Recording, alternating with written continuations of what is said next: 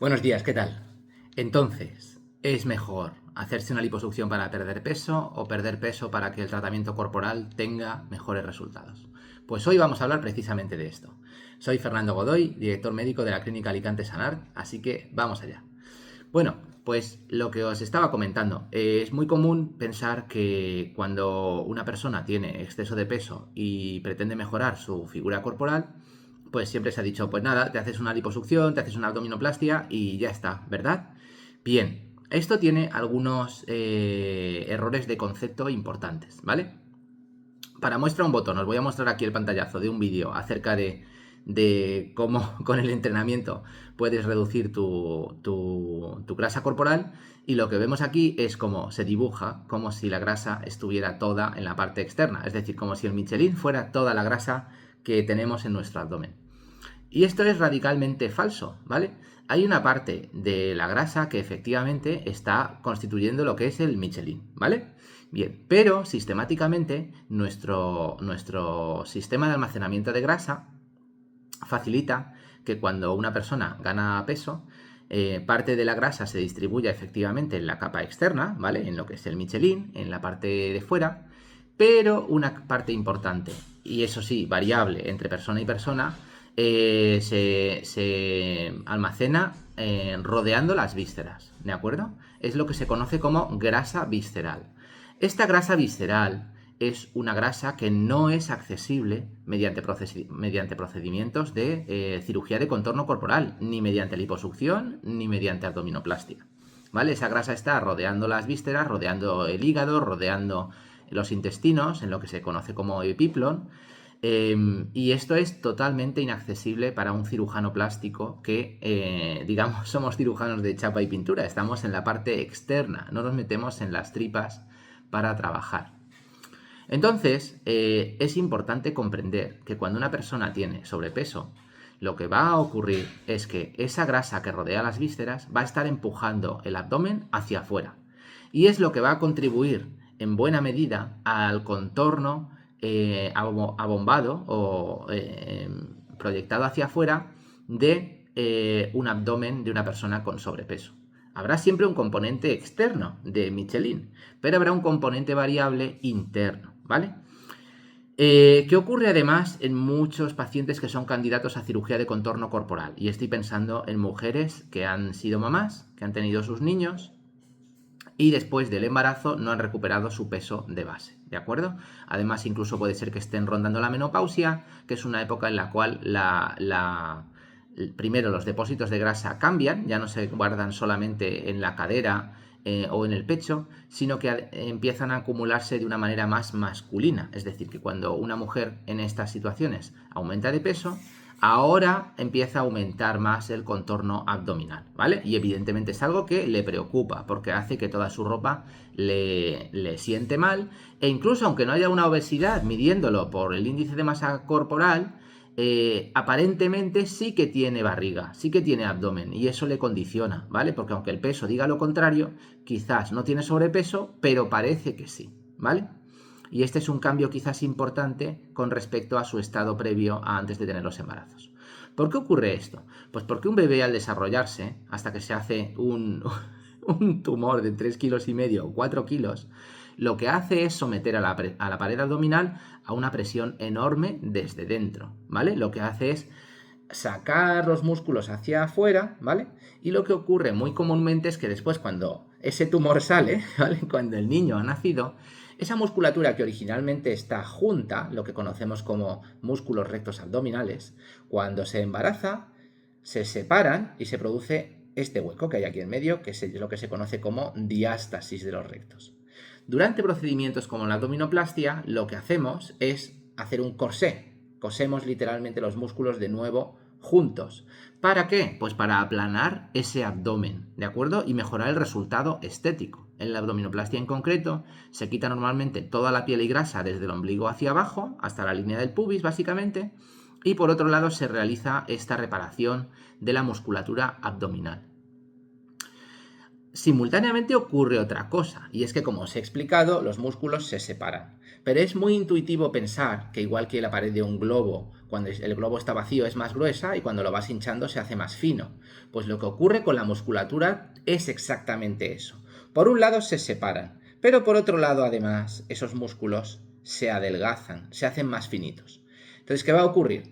Que yo como cirujano no tengo ningún medio para de pronto esos músculos volverlos a hacer fuertes, volver a hacerlos gruesos. Van a ser finitos, ya no van a regenerarse, salvo que la mujer haya estado con una dinámica en el posparto de ejercicios hipopresivos, intensos, etcétera, etcétera. Incluso de manera ideal, es muy frecuente que esos músculos, incluso aunque no haya habido diástasis, sí que han quedado más finos.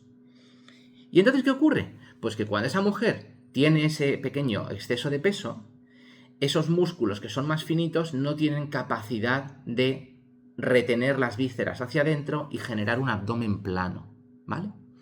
Es decir, que yo estoy limitado. Es muy difícil conseguir una mujer que ha estado embarazada, que ha dado a luz, conseguir un abdomen totalmente recto y liso como cuando tenía 20 años, ¿vale? Porque se han producido estos dos fenómenos, el de diástasis y el de adelgazamiento de grosor de esa musculatura de la pared abdominal. No solo en los rectos, también en el transverso, en los oblicuos, es decir, en todos. Y yo no voy a poder reparar eso de manera sencilla, básicamente de ninguna manera. Y es aquí cuando entonces viene la dinámica que os voy a comentar. Si una mujer no pierde el peso, pongamos un ejemplo, mujer que pesa 75 kilos, mide 1,65 m, es decir, da un índice de masa corporal de 27, 28 más o menos, no tiene un gran exceso de peso, pero el abdomen aparenta ser el de un embarazo de 4 o 5 meses. Y lo que quiere cuando viene a consulta es corregir eso. Yo tengo dos opciones. Opción 1. La opero y ya está. ¿Por qué? Porque sé que si yo no le digo te voy a operar la semana que viene o el mes que viene, es muy probable que se vaya a otra clínica. Y en la otra clínica quizás le digan, pues claro que sí, te operamos y te va a quedar súper bien y te va a quedar súper fantástico y súper maravilloso. Ese cirujano sabe que eso no es del todo cierto, ¿vale? Sabe que se beneficiaría muchísimo de primero perder peso. Por muchos motivos. El primero es médico. Está totalmente establecido en la literatura científica que las pacientes que se someten a cirugía corporal tienen un cierto riesgo de complicaciones serias e incluso de muerte. Esto puede asustar y puede ser que apagues el vídeo, pero esto es así, ¿de acuerdo?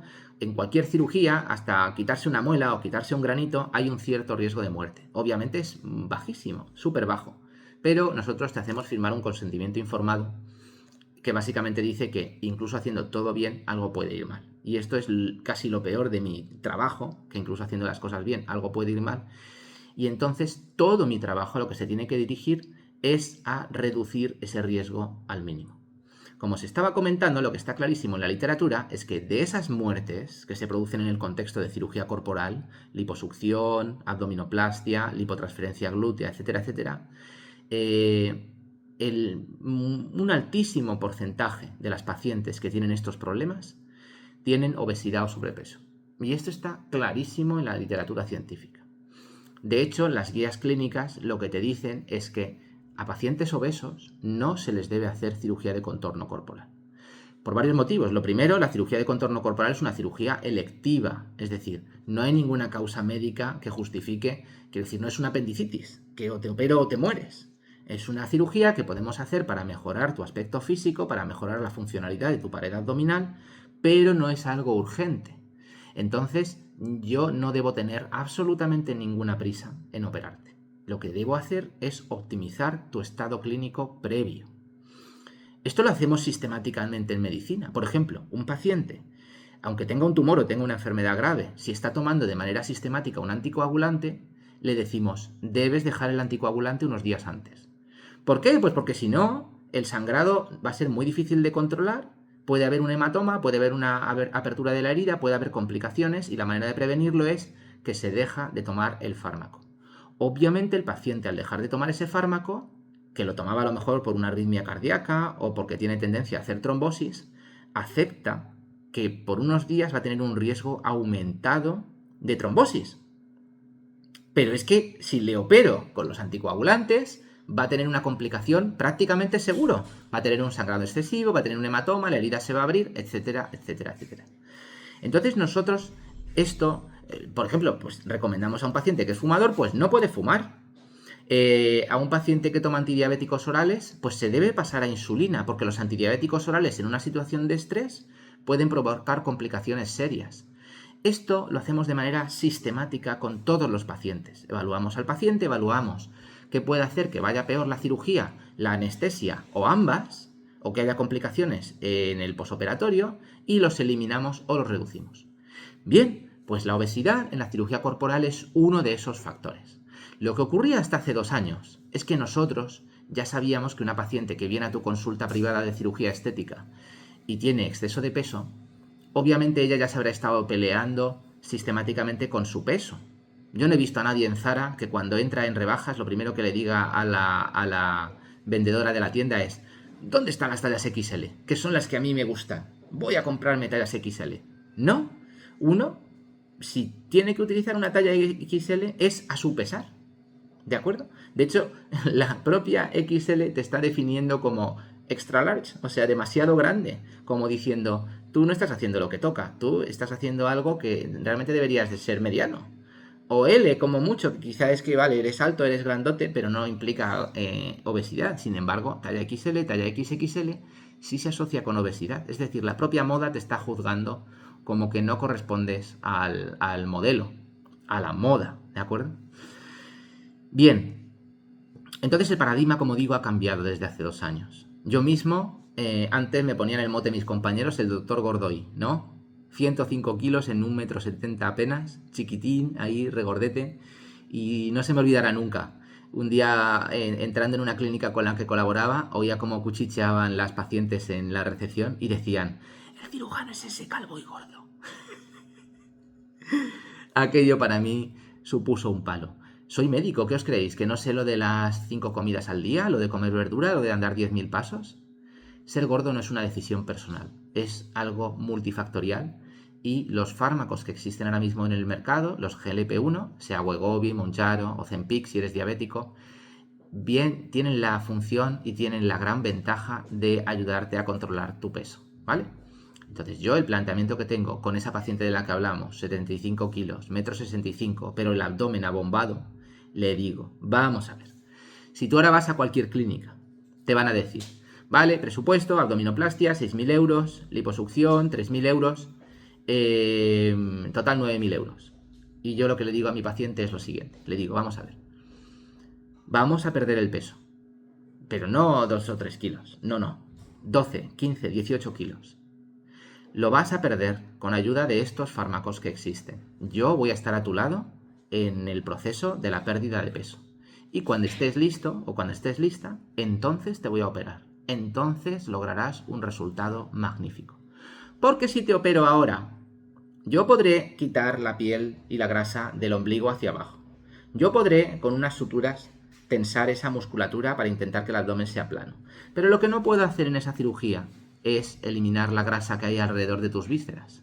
Esa grasa va a ejercer una presión continua hacia afuera y va a vencer inexorablemente. Quizás de manera inicial quede relativamente plano, pero con el paso del tiempo, quizá los músculos no se separen, pero tus músculos sí se van a hacer aún más finos, porque hay una presión abdominal aumentada, y la presión a largo plazo es como la gota malaya, como una gota a gota.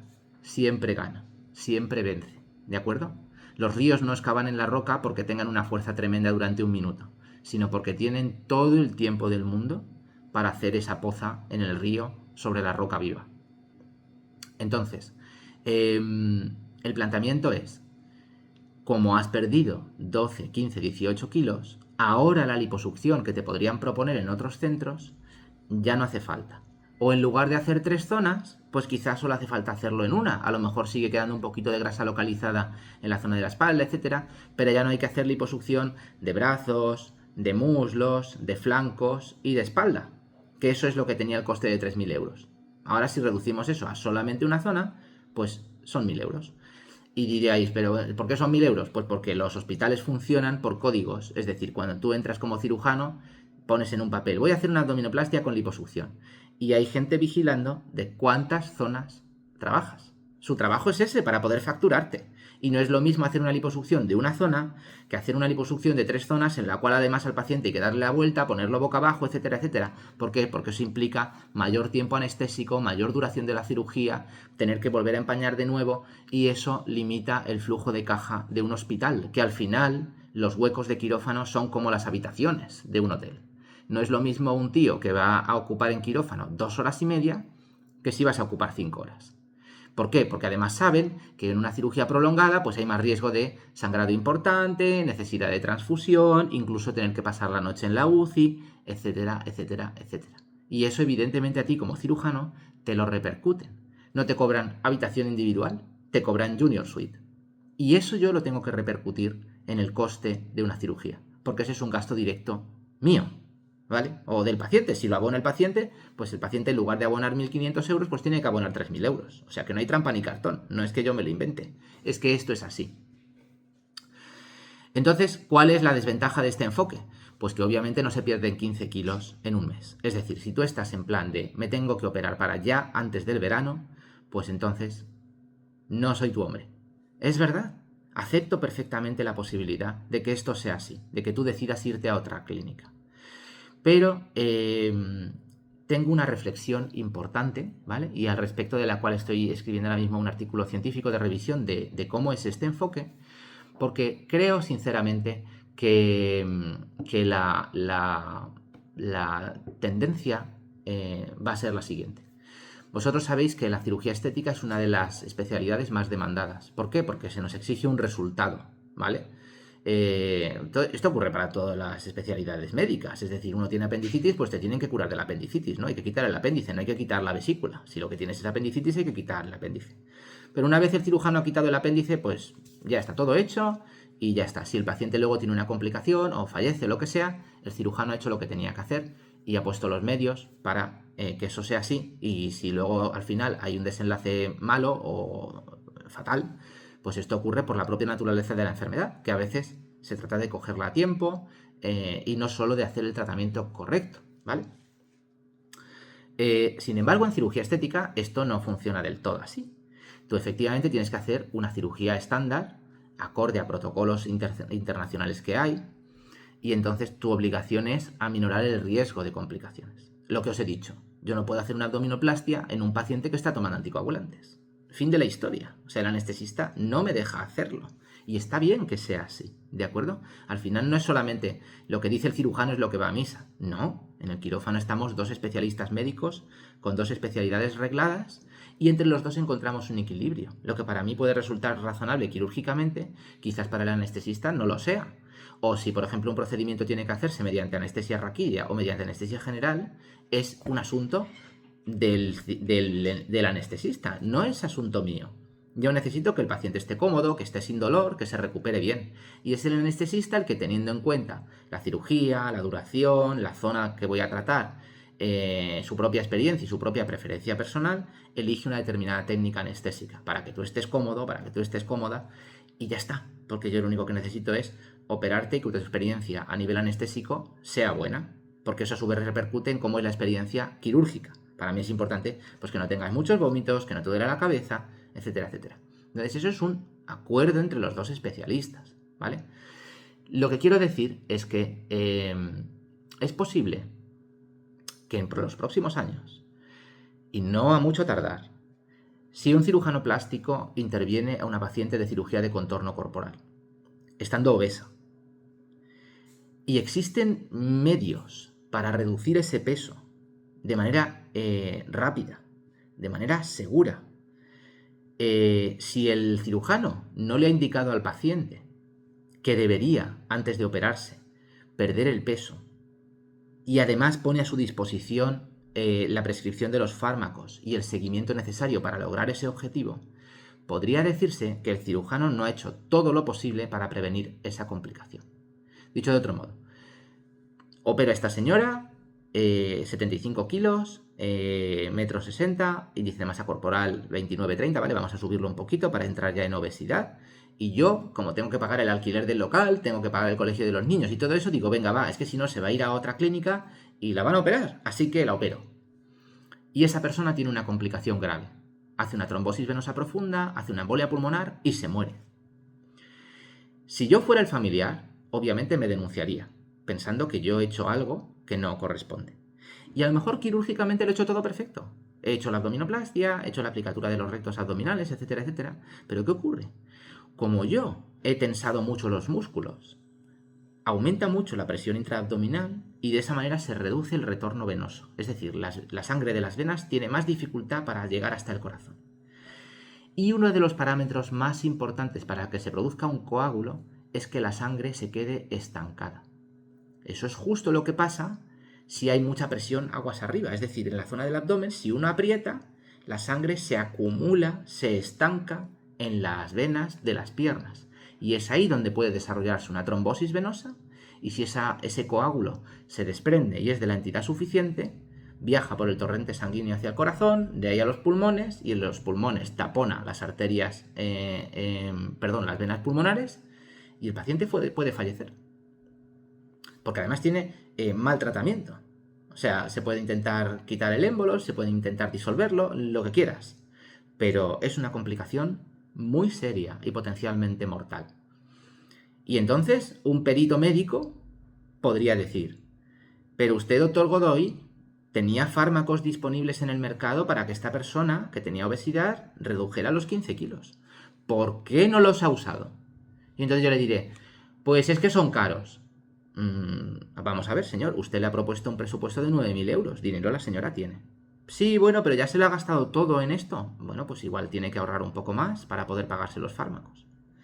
Y además, como os digo, el argumento económico se cae por su propio peso porque pasas de prescribir abdominoplastia, liposucción 3 zonas, a decir abdominoplastia. Realmente hay un ahorro de 3.000 euros. Con esos 3.000 euros hay para tener tratamiento con Wegovy o con Mounjaro durante más de 2 años. Conseguir perfectamente la bajada de peso absolutamente de sobra. Entonces, realmente el argumento económico no se sostiene. Otro argumento es que si no la opero yo, porque ella se quería operar súper pronto, entonces, claro, pues no podía perder el peso, porque en un mes no puede perder 15 kilos. Claro que no, efectivamente, pero es que no corre prisa. Es que si el paciente se opera encima, perdón por la expresión, ¿vale? Tu obligación como profesional es bajar la cometa y decirle, vamos a hacer las cosas bien. Esto se hace así, de esta manera. Porque vas a conseguir un resultado estético mucho mejor. Porque tu abdomen va a quedar completamente plano. La cirugía va a ser más rápida. Porque el panículo adiposo, cuando es grueso, sangra mucho más. Vas a sangrar menos. Y por lo tanto voy a poder ir más deprisa en la cirugía. Voy a poder reducir el tiempo quirúrgico. No te va a hacer falta la liposucción, que en sí provoca sangrado, riesgo de embolias, riesgo de complicaciones y añade complejidad a la cirugía y riesgos potenciales. La manera de no perforarte las tripas es no utilizar una cánula de liposucción. En el momento que yo utilizo una cánula de liposucción, incluso haciéndolo bien, te puedo perforar sin querer una víscera y tener una complicación muy grave. Es decir, estoy eliminando factores de riesgo de manera directa. De manera directa. Último argumento. Es que la paciente, si no la opero yo, la va a operar otro. Pues que la opere otro. Si tú eres buen médico, lo que tienes que hacer es guiarte por tu criterio médico. Optimizar al paciente. Porque ahora se puede. Hasta hace 2-3 años, pues el razonamiento podía ser válido, no a nivel médico. Que tú tenías que decirle en todo caso que adelgazara antes de operarla. Igual que le tendrías que decir que no fume. O que ibas a suspender los anticoagulantes, obviamente. Pero es que hace 2-3 años no existían fármacos que fueran claramente eficaces para lograr esta pérdida de peso. Sin embargo, hoy sí los tenemos. Entonces, nuestra obligación, porque básicamente creo que dentro de poco será un estándar médico-legal, es empezar desde ya a ver a estos fármacos no como un obstáculo, sino como una gran ayuda. Seguramente vas a perder al paciente que se quiere operar la semana que viene. Pues que se vaya. Pues que no se opere. Que sea otro el que asuma el riesgo. ¿Vale? Porque tú como médico lo que debes hacer es gestionar al paciente lo mejor para obtener el mejor resultado con el mínimo riesgo quirúrgico posible. Todas las complicaciones que puedan preverse, tu obligación es tenerlas previstas. El consentimiento informado no es un disclaimer. Es decir, ahí pone que se podía desangrar, pues se ha desangrado, pues yo no tengo culpa. Ya, pero es que tú tienes que coagular los vasos sanguíneos que sangran, tú tienes que hacer bien la hemostasia, tú tienes seguramente que dejar colocado un drenaje, tú tienes que dejar a la paciente hospitalizada para vigilar precisamente que no haya un sangrado. Si hay un sangrado tienes que ir cagando leches al hospital. Todo eso se entiende, ¿verdad? Pues la pérdida de peso antes de la cirugía de contorno corporal reduce el riesgo quirúrgico. Y éticamente, y seguramente en breve plazo legalmente, estaremos obligados a que este sea el enfoque adecuado de la cirugía de contorno corporal. Y si eso quiere decir que hacemos menos liposucciones, pues ya está, pues hacemos menos liposucciones. ¿Dónde está el problema? ¿Dónde está el problema? Nosotros estamos para servir al paciente. Y servir al paciente es seguir la premisa del juramento hipocrático. Primum non nocere. Es decir, lo primero, no hacer daño. Así que nada, esta es mi conclusión para el día de hoy. Espero que os haya gustado el vídeo. He estado unos días sin publicar vídeos, pero espero que este os haya compensado y que os haya resultado muy interesante. Nos vemos muy pronto por aquí, en el centro de Alicante, en la clínica Alicante Sanart. Nos vemos. Hasta luego.